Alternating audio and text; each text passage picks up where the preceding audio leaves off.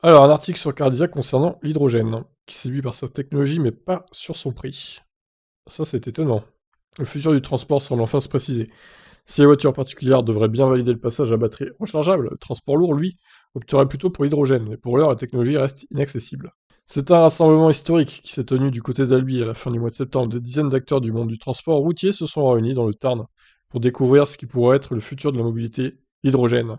Le constructeur américain Hyzon Motors était sur place pour leur permettre de tester un camion de 19 tonnes fonctionnant à l'hydrogène. Et les retours ont été unanimes. Silence, accélération, confort. Ce modèle de camion a séduit les transporteurs et entreprises, en tout genre, concernés par les déplacements de marchandises de matières premières. Problème, pour s'offrir un super lourd, il faut débourser environ 600 000 euros, soit 6 fois le prix d'un modèle équivalent à un moteur diesel. Oh là là, 6 fois plus cher, mais c'est incroyable.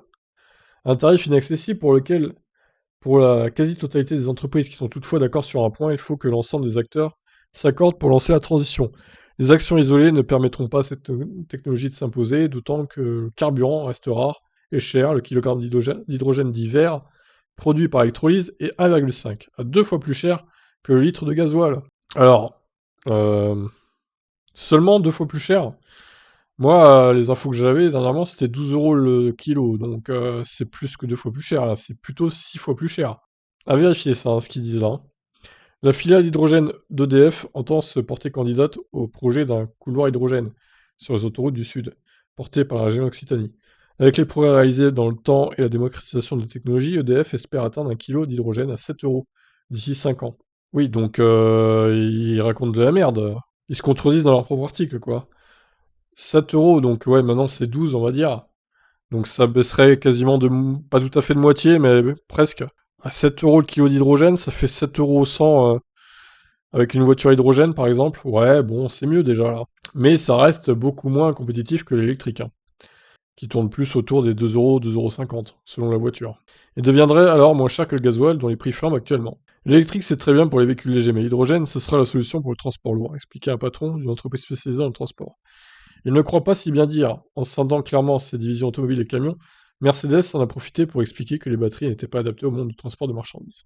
Et pourtant, il y a des bus hein, électriques à batterie qui sortent, des camions électriques à batterie aussi. Mais oui, peut-être qu'effectivement, l'hydrogène est plus adapté aux gros véhicules, comme les avions aussi, par exemple.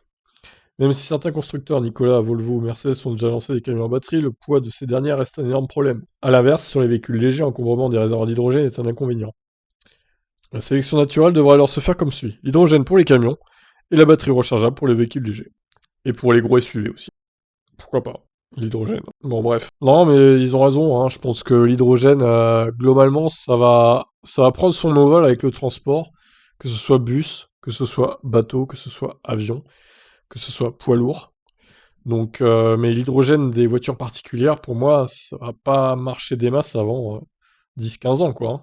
Et encore, peut-être qu'il y aura une cohabitation véhicules légers à batterie et véhicules légers hydrogène, mais je pense que les batteries resteront prioritaires pour les véhicules, la voiture de Monsieur Tout le Monde, quoi, en gros. Voilà pour cet article. Je vous laisse réagir. Ciao.